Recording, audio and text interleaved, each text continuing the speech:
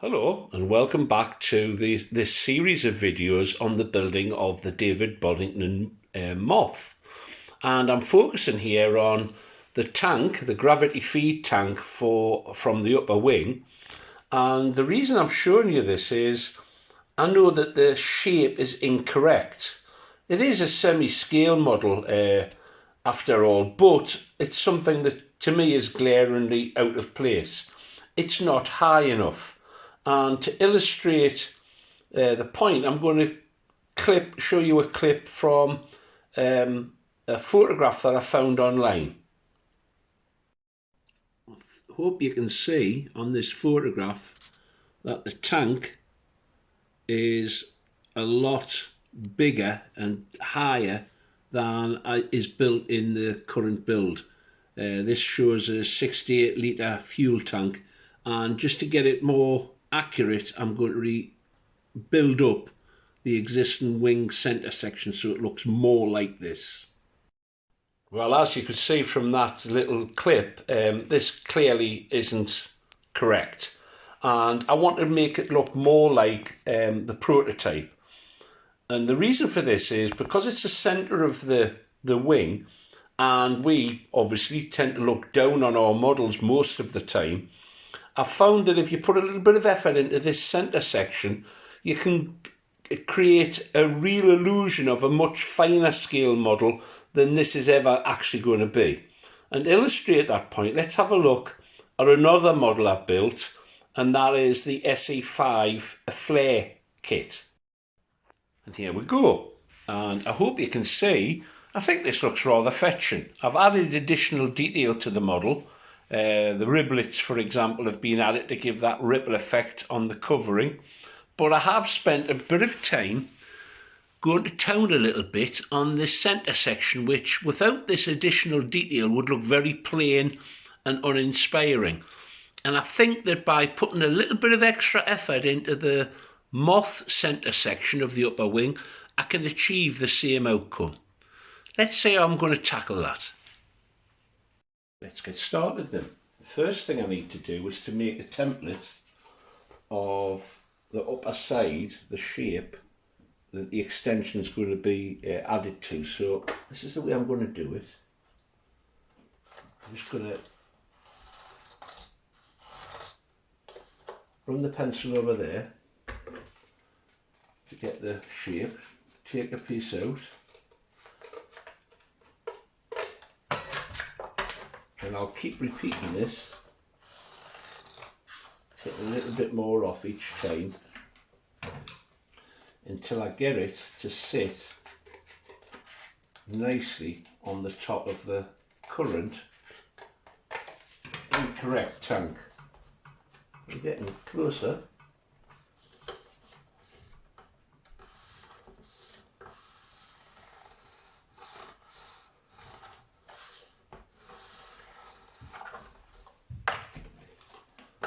And then I can use that to form the correct cross section of the tank. I believe from looking closely actually that the tank occupied this area here because that's where the corrugation occurs. This area in the front I think was simply as a shield to blend it in. Corrugation, I believe, sometimes caused problems with debris collecting in the blower part of the troughs, and it needed to be flushed out occasionally, the fuel tank, just through doing a little bit of reading up about the prototype. It's always interesting doing that.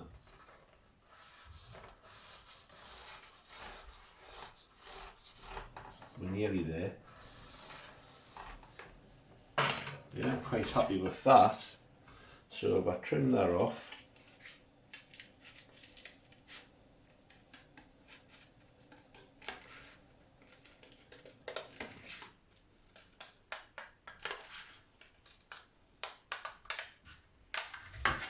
there we go.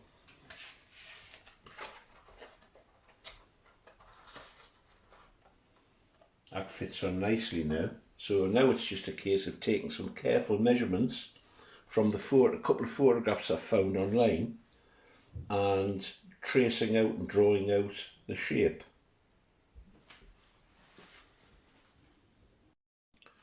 Taking some measurements from a couple of photographs on the internet, that's the shape I've come up with. Looks far more in keeping with the actual prototype or the full-size aircraft. So I'm going to trace that out onto the second lower profile line that I've done, and then I'll use these to cut out some suitable timber to actually start adding it on to the wing itself. So let's just draw that out.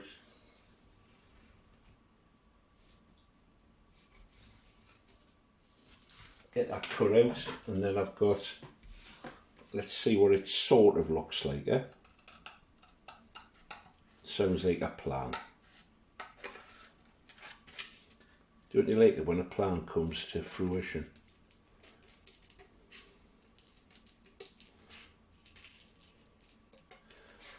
It's always nice to get back to a little bit of building after a frustrating few days modelling, isn't it?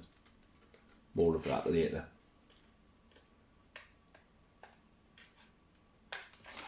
There you go. So, there we have the two profiles. Let's see what they look like on the wing, shall we?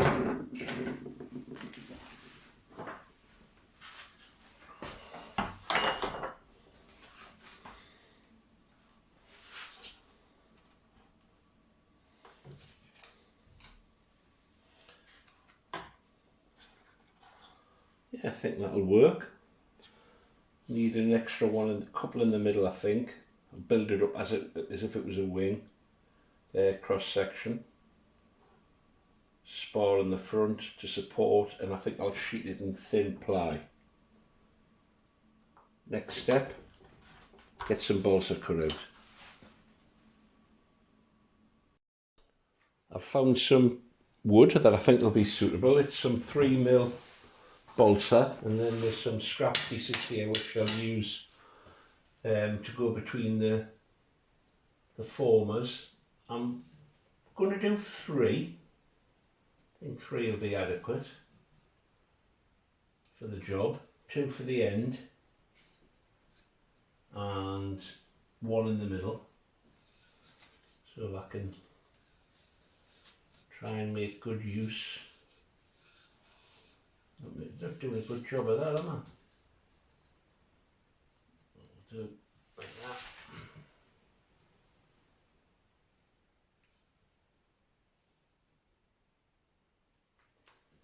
Then I'll pin them together and cut out the slots for the strengtheners.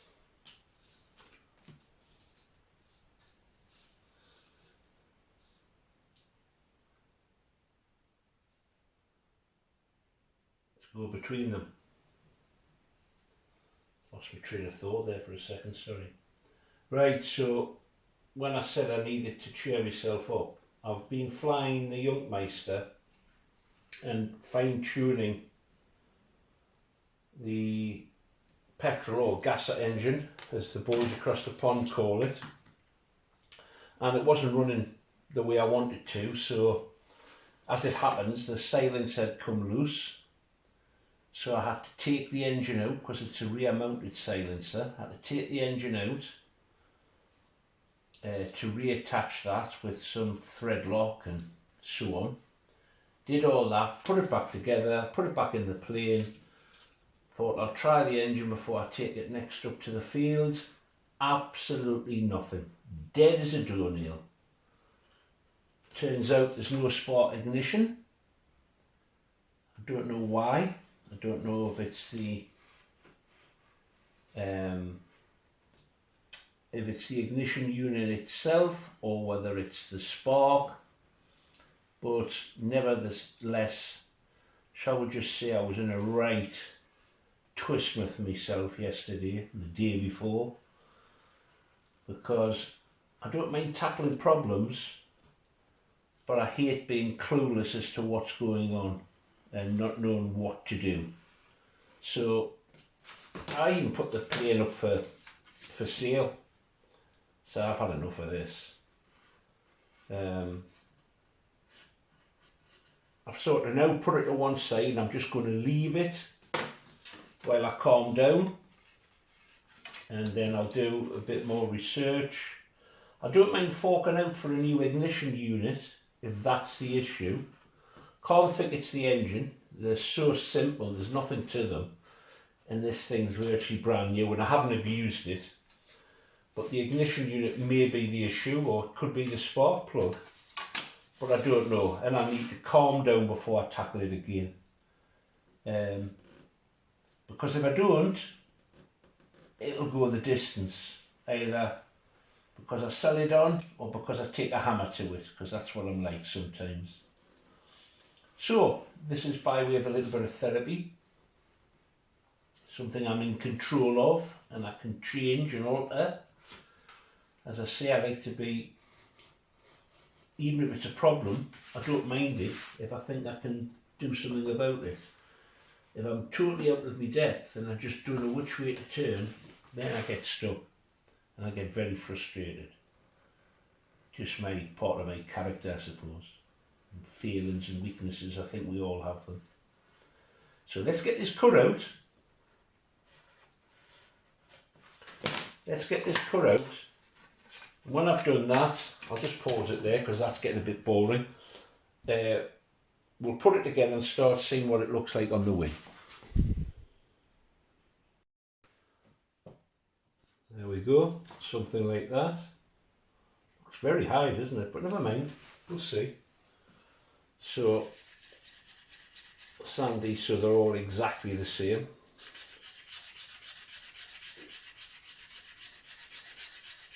It's just a sander made out of a sanding stick.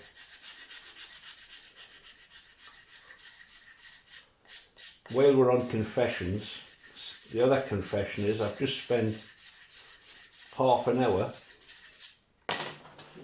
looking for that.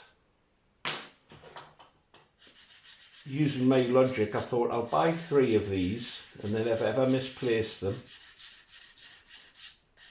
I've always got one to hand, and I still lost all 3.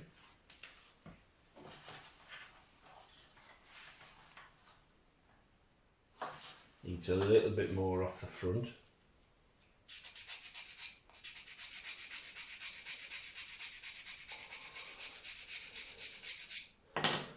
Now I think that's going to need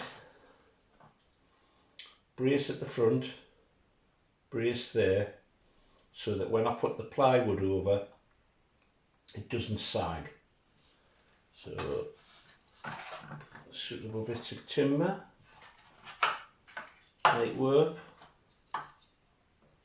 Let's get the outside of that sanded up first. I've decided I'm going to use this 1/4 square at various locations just to spread the load around here. I'm happy with that now, it's cut to shape, sits nicely on here. I can push ahead now, there you go, I can push ahead now and get that finished.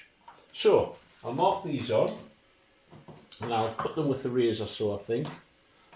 I'm going to put a block along the front. Oh, balls of dust, it's awful stuff. Just roughly a few locations. And I'll cut this out. That should do it. Get the razor saw. Oh, dearie me.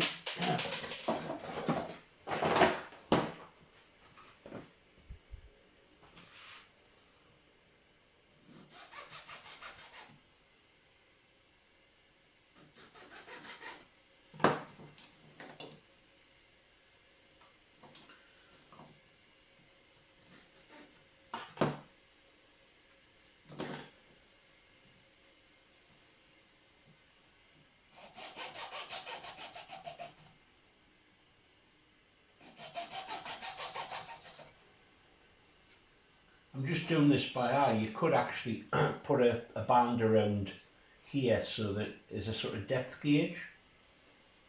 I'm I'm happy doing it like this. Right, we'll pull these apart, pin out.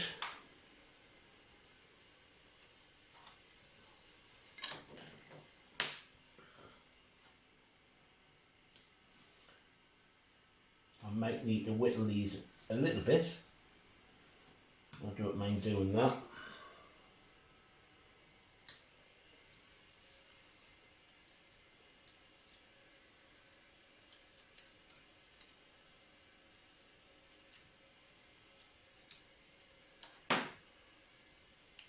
There we go. Fits in nicely. Happy with that. Happy with that. Right. I'll press undo this and then we'll come back once they're in position ready to be glued on. I'm happy with these now, so I'm going to start gluing them in place, and I'm going to use, although I'm not gluing these in, I'm going to use these as a guide, make sure everything stays nice and square. So if I push these in, sort of holds everything in line. I've got a mark that I want to go to here because I have to allow for the bolts still to retain the upper wing. When I'm happy with that fit, I'll run a bead of C along.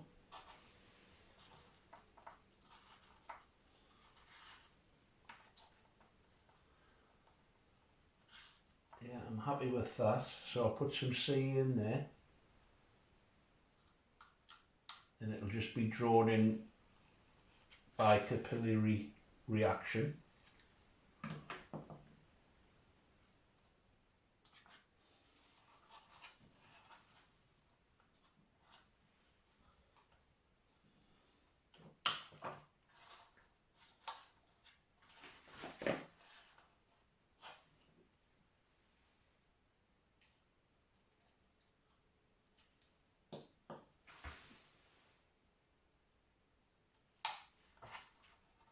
That seems fine. Line these up. Of course there's two here, I should pull these apart, shouldn't I?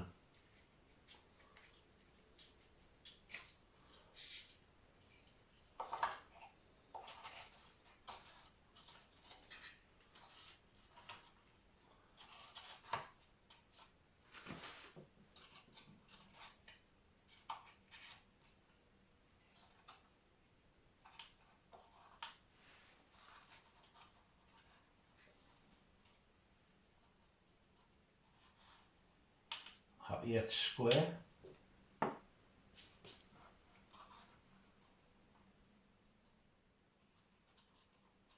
Yeah, that appears to be so.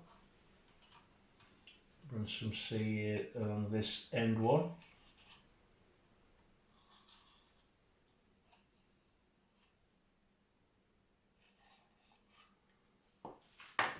Like that.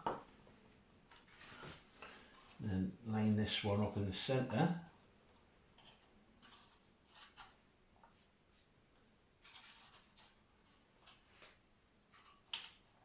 If it looks central, it is central as far as I'm concerned. I'm not even going to bother measuring it. There's no need. It's going to be covered anyway.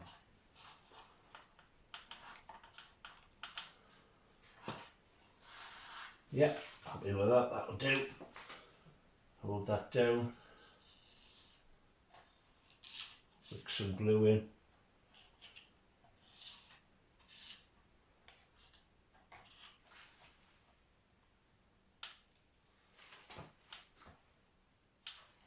That's that structure much more to my liking.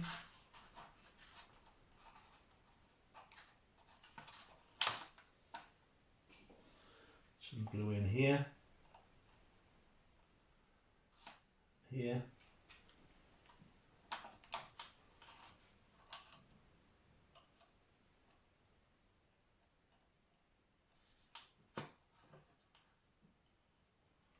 Goodness me, the fumes off this sea. It's not healthy stuff to use, is it?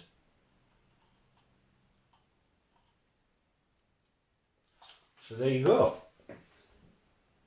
Rather pleased with that. And that's going to be skimmed initially in this ply, like so. Initially in that.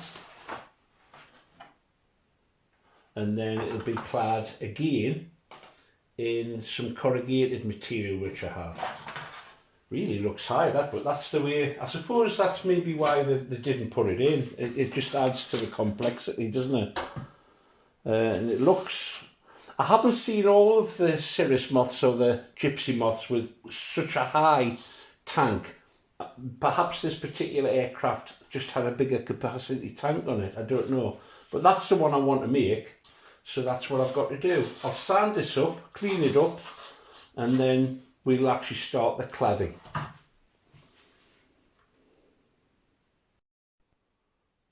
We're ready to actually clad this now.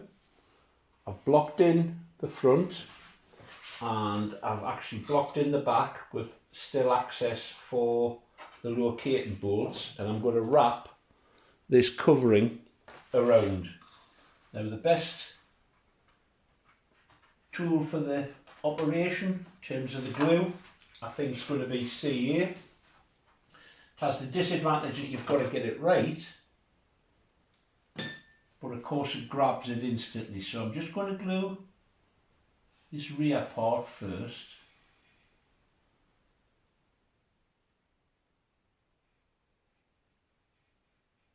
Applying some glue around all the relevant areas, and then I'll get it started and peel it around.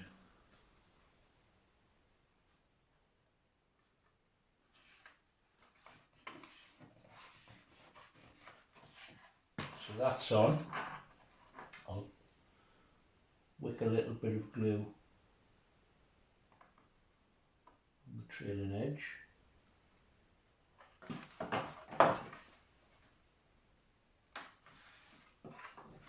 And now it's a case of wrapping it round.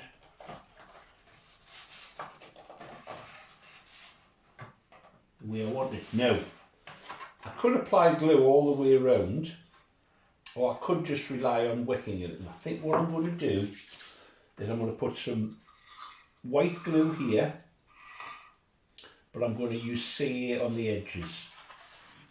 Just thought of that, so bear with me while I get the glue to do the job.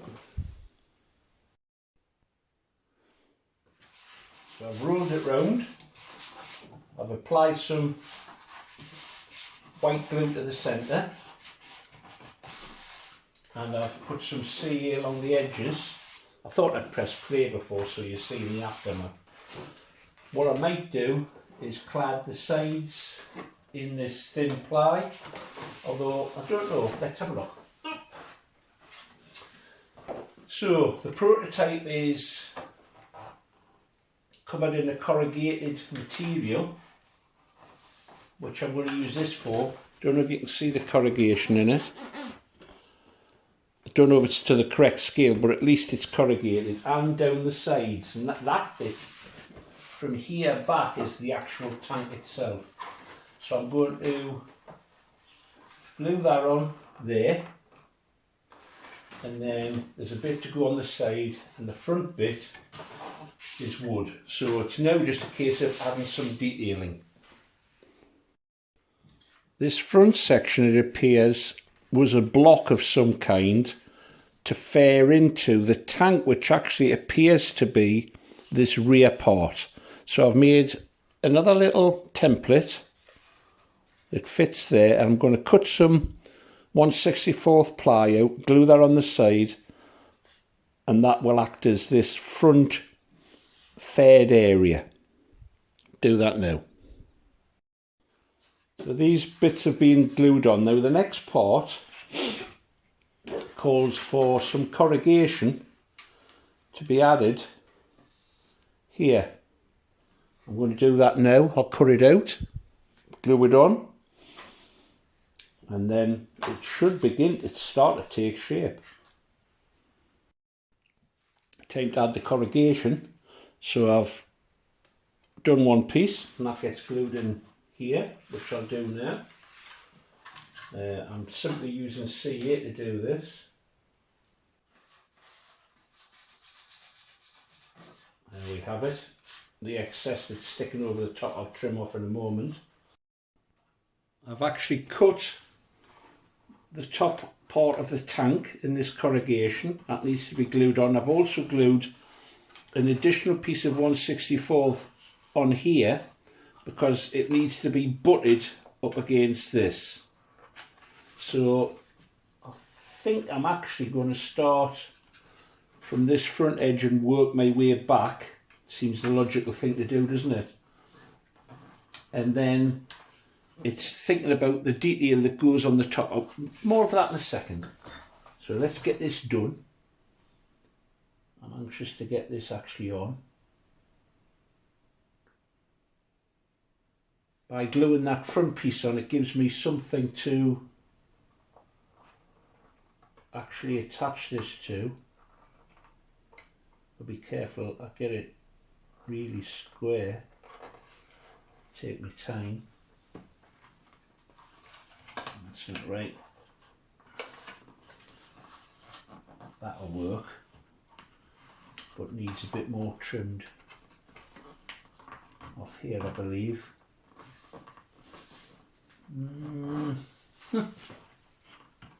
Yeah.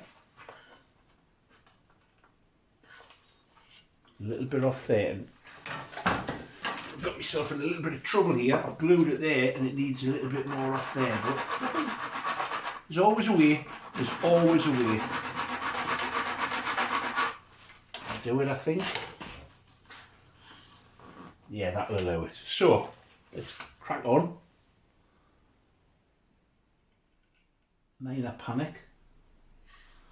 Let's get this bit on. I know this is good stuff because it sticks to fingers.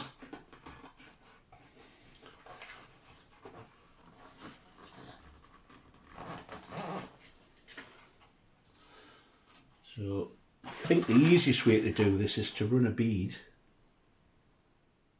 down here all the way, just to get it held in position. Once that's done, I can go along the edge again. I could even use some plastic weld on it.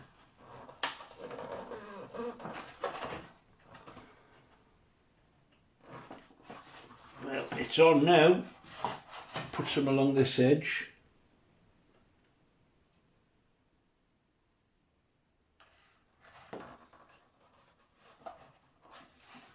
And there we go. There's the tank in place. Now, there is some further detail to add. Filler valve, or there's a valve there and there's some gizmo here. And the whole tank appears to be strapped on with leather strapping. There's also a ledge along here which I'm going to add on. And that'll be a nice thing to, when I add the covering, to work up to. This will all be airbrushed, this centre section, and I'm leaning towards a dark blue for the fuselage. Needs a little bit of glue along here, along this edge. Down we go.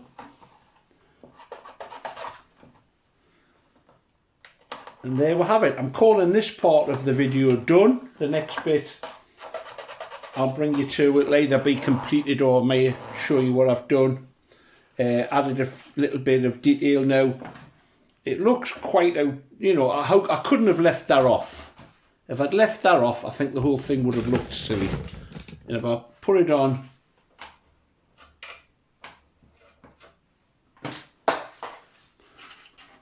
here, you got an idea of what it looks like.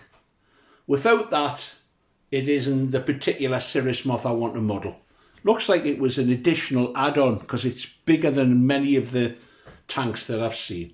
I hope you've enjoyed that journey. Little bits of fiddling, I know, but I hope you've actually enjoyed moving along with me doing the modelling.